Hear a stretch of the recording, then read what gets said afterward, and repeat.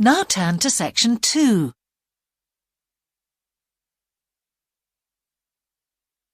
Section 2. You will hear a man giving a talk to new members of a wildlife club in the south of England.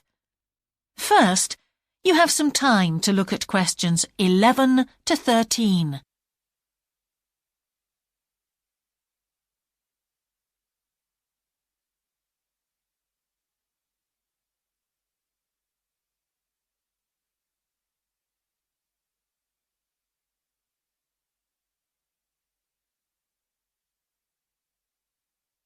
Now listen carefully and answer questions 11 to 13.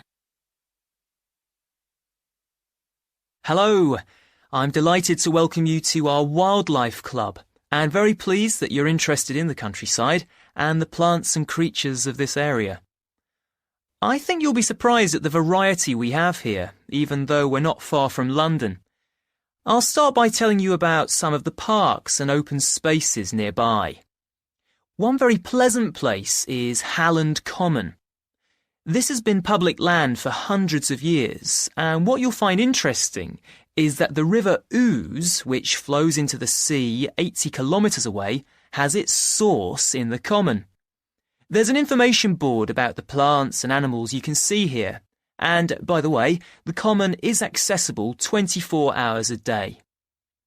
Then there's Holt Island, which is noted for its great range of trees.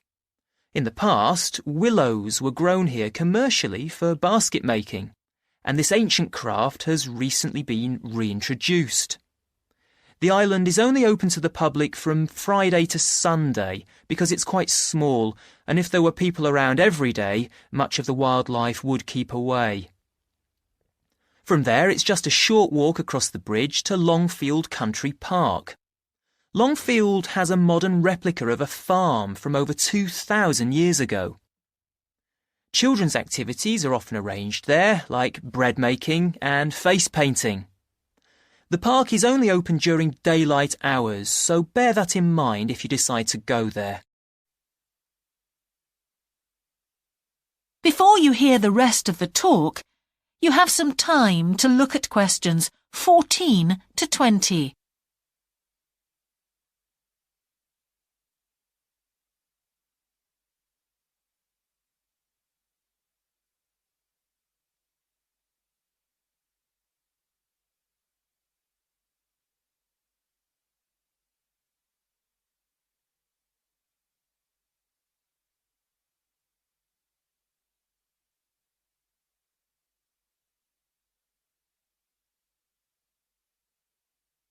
Now listen and answer questions 14 to 20.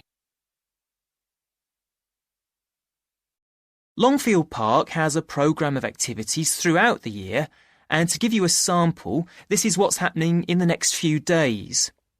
On Monday, you can learn about herbs and how they've been used over the centuries. You'll start with a tour of our herb garden, practice the technique of using them as colour dyes for cloth, and listen to an illustrated talk about their use in cooking and medicine. Then on Wednesday, you can join local experts to discover the variety of insects and birds that appear in the evening. We keep to a small number of people in the group, so if you want to go, you'll need to phone the park ranger a few days ahead. There's a small charge which you should pay when you turn up. I'm sure you're all keen to help with the practical task of looking after the park, so on Saturday you can join a working party. You'll have a choice of all sorts of activities, from planting hedges to picking up litter, so you'll be able to change from one to another when you feel like it. The rangers will be hard at work all day, but do come and join in, even for just a short while.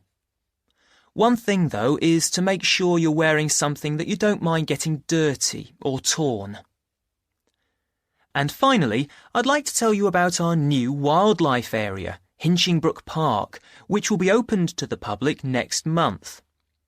This slide doesn't really indicate how big it is, but anyway, you can see the 2 gates into the park and the main paths. As you can see, there's a lake in the northwest of the park with a bird hide to the west of it at the end of a path, so it'll be a nice, quiet place for watching the birds on the lake. Fairly close to where refreshments are available, there's a dog walking area in the southern part of the park, leading off from the path. And if you just want to sit and relax, you can go to the flower garden. That's the circular area on the map, surrounded by paths. And finally, there's a wooded area in the western section of the park, between two paths. OK, that's enough from me, so let's get on and have a look. That is the end of section 2. You now have half a minute to check your answers.